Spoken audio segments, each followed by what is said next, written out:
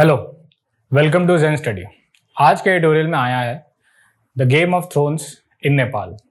तो इसको अलग ढंग से पढ़ेंगे कि ऐसा क्यों है, और ऐसा पिछले 3 सालों में देखा गया है कि कोई ना कोई इंटरनल पॉलिटिकल इंस्टेबिलिटी रहा है इन नेपालीज पार्लियामेंट, और उसके चलते चेंज ऑफ गार्ड या पीएम का स्विच होना बहुत कॉमन फीचर बन गया है नेपाल।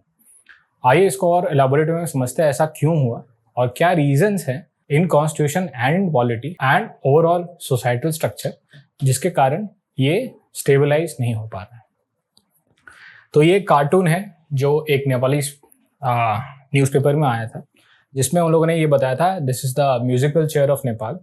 इसमें सारे रेनॉन पॉलिटिशियंस और पॉलिटिकल हेड्स पीएम के चेयर में कभी ना कभी बैठे हैं इन लास्ट 3 years।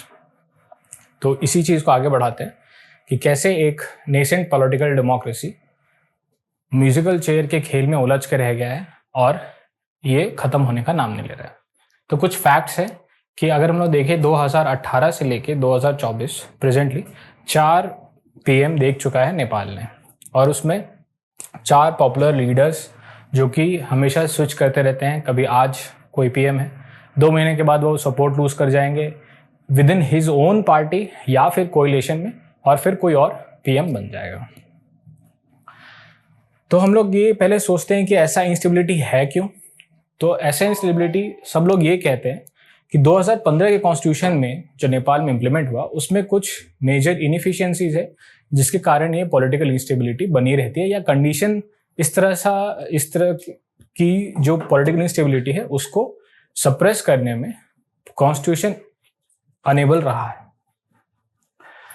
तो किसी भी डेमोक्रेसी में या किसी भी सोसाइटी में इंटरनल पॉलिटिकल स्टेबिलिटी एक नॉर्म रहता है, बट नेपाल में ये एक एक्सेप्शन बन चुका है, और पॉलिटिकल इंस्टेबिलिटी कौन पीएम रहेगा ये हमेशा इनकंसिस्टेंट रहा है with in his own party या फिर कोएलिशन।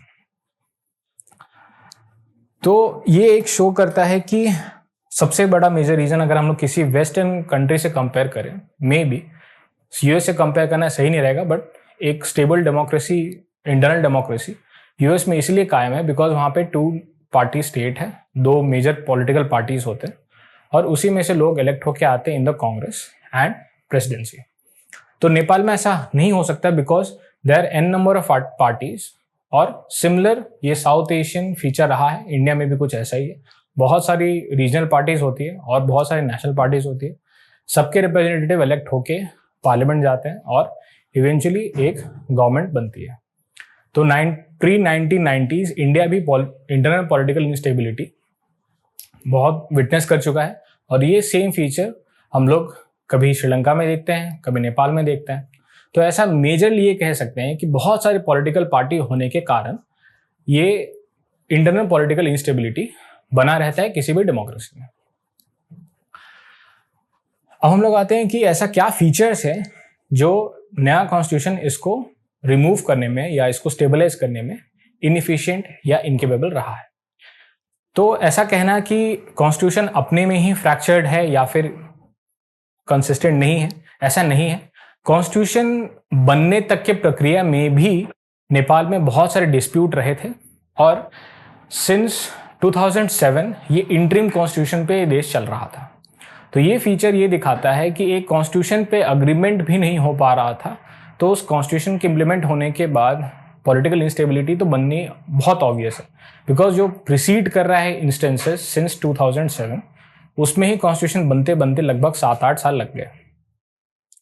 बहुत सारे पॉलिटिकल पार्टीज अपने अपने आइडियोलॉजी और अपने अपने इंटरेस्ट पे के कारण एक कॉमन ग्राउंड नहीं बना पाए, इसीलिए 2007 से लेके अब तक 2015 तक एक इंटरिम कॉन्स्टिट्यूशन पे देश चलता है। तो ये दिखाता है कि कैसे major political parties political transition from monarchy to political democracy वो ट्रांजिशन को एफिशिएंटली मैनेज नहीं कर पाते हैं, और आपस के स्क्वाबल्स में, आपस के डिस्प्यूट में एक इंटरिम कॉन्स्टिट्यूशन लगभग 1 डेकेड चलता है एक छोटे से कंट्री में जहाँ पे पॉपुलेशन बहुत कम है, जहाँ पे ये एक्सपेक्ट कर सकते हैं हम लोग कि छोटे पॉपुलेशन में बहुत पॉलिटिकल स्टेबिलिटी होगा, बिकॉज जितना बड़ा पॉपुलेशन होता है उतना डाइवर्स इंटरेस्ट होते हैं। बट नेपाल इसमें एक्सेप्शन दिखता है। अब आते हैं हम लोग कि ये हमेशा बोला जाता है कि जो नेसेंट डेमोक्रेसी है इनमें ये इंस्टेबिलिटी हमेशा रीअपियर होती रहती है आफ्टर फ्यू डेकेड्स, या एक नॉर्म बना रहता है।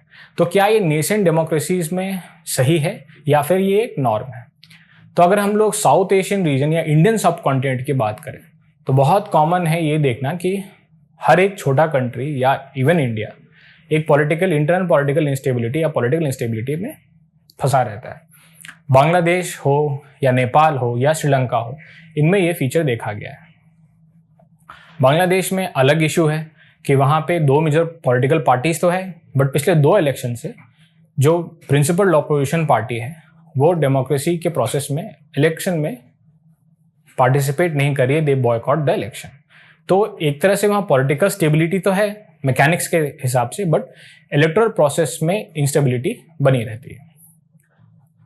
अब हम लोग देखते हैं कि क्या ये जो नेसेंट डेमोक्रेसीज है जैसे नेपाल या फिर श्रीलंका, या फिर श्रीलंका तो वैसे पुराना डेमोक्रेसी है, या फिर बांग्लादेश, क्या ये फीचर इन्हीं का है या डेवलप कंट्री में भी ऐसा होता है? तो नहीं, जहाँ पे भी मल्टी पार्टी डेमोक्रेसी होता है वहाँ पे ऐसा फीचर बहुत कॉमन है। बहुत सिंपल एग्जाम्पल है इजराइल और इटली।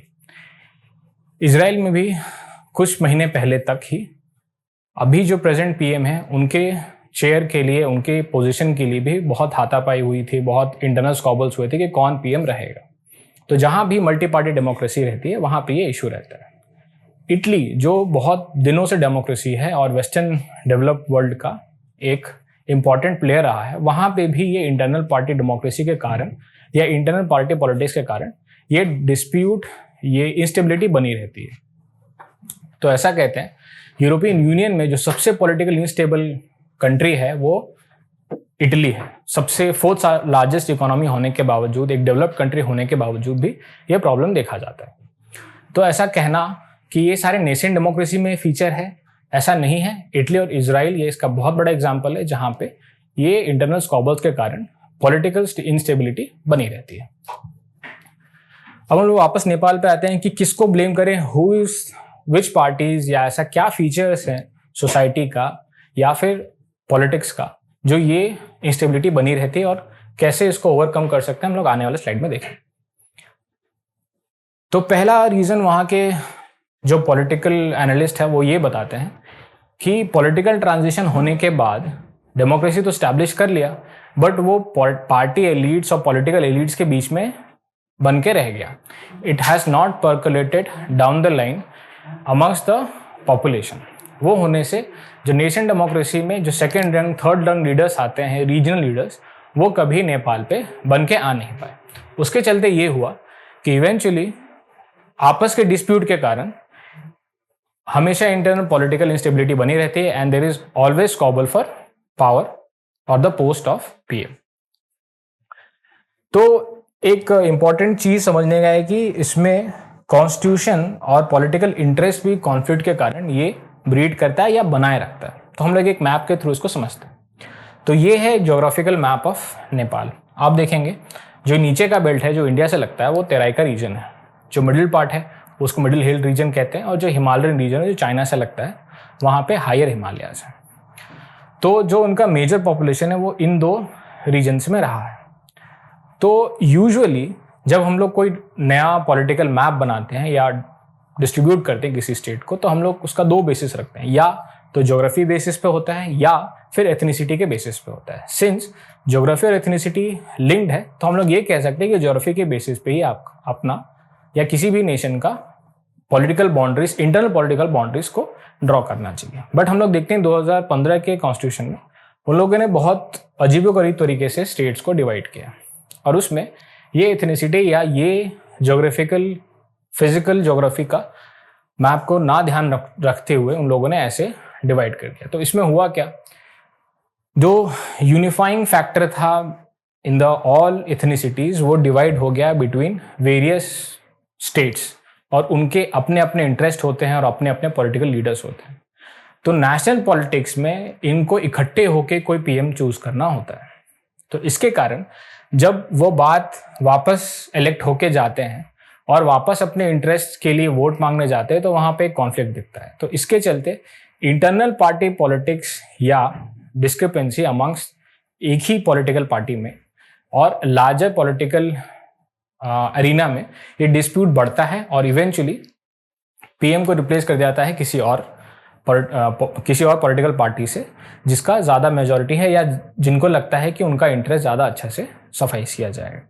तो ये कह सकते हैं कि ये जो कम्युनिटीज़ का इंटरेस्ट है वो ध्यान में नहीं रखने के कारण ये पॉलिटिकल इंस्टेबिलिटी बनी रहती है। और इसका लोग रीज़न ये देते हैं कि मे बी पॉलिटिकल मैपिंग या जो कॉन्स्टिट्यूशन में नया डेमोग्राफी और political mapping, internal political mapping हुआ है वो कंसिस्टेंट नहीं है रियलिटीज़ से। तो ये मेजर रीज़न देते हैं कि इसके कारण वो स्टेबिलिटी जो इंटरनल था और फीचर था नेपाली पॉलिटिक्स का या सोसाइटी का वो और स्ट्रेंथन हुआ है और इसको इंकरेज किया गया है थ्रू द कॉन्स्टिट्यूशन। अब हम लोग आते हैं कि इसका सॉल्यूशन क्या है। वैसे तो किसी भी इंटरनल पार्टी डेमोक्रेसी में जहाँ मल्टी पार्टी है वहाँ पे ये प्रॉब्लम हमेशा रहेगा और ये हम लोग आगे भी देखेंगे ऐसा ही होगा।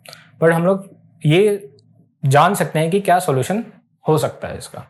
तो पहला है कि इंडिया में भी उतना ही एप्लीकेबल है कि इंटरनल पार्टी डेमोक्रेसी होनी चाहिए ताकि एक ही पार्टी में अलग अलग फैक्शंस ना बने और एक पार्टी फॉर एटलीस्ट एक इलेक्टोरल प्रोसेस, एक पॉलिसी, एक प्रिंसिपल पे काम करे।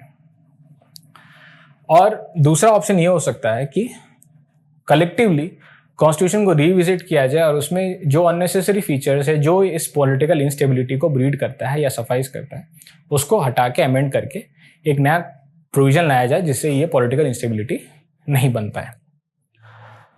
और हम लोग का जो एक्सपीरियंस रहा है इंडियन सब कॉन्टिनेंट का वो पंचायती सिस्टम में अच्छा खासा रहा है फॉर सिंस एंशिएंट इंडिया या एंशिएंट पीरियड। ये अगर इंस्टीट्यूशन नेपाल में बनते हैं और उसको इम्प्लीमेंट करता है थ्रू कॉन्स्टिट्यूशन में सर जैसा हम लोग के यहाँ हुआ तो एक पॉलिटिकल जो वैक्यूम है बिलो द टॉप एलिट्स वो फिलअप हो जाएगा और आम जनता भी पॉलिटिक्स में इंटीग्रेट हो पाएगी थ्रू वेरियस मेजर्स और उनका जो डेमोक्रेसी में उनका एक्चुअल पार्टिसिपेशन होगा जो कि किसी भी डेमोक्रेसी का मेन एजेंडा होता है। अभी नेपाल में सिर्फ पॉलिटिकल एलिट्स ही पॉलिटिक्स चला रहे हैं और नीचे के रंग लीडर्स ना बनते हैं ना उन्हें इंकरेज किया जाता है to inculcate in the national politics. अगर पॉलिटिक्स होगा इंटरनल ग्रास रूट लेवल पे तो ये पॉलिटिकल जो वैक्यूम है ये कंप्लीट होगा और इवेंचुअली पॉलिटिकल स्टेबिलिटी आज नहीं तो 20 साल बाद जरूर हम लोग देखेंगे। Thank you very much.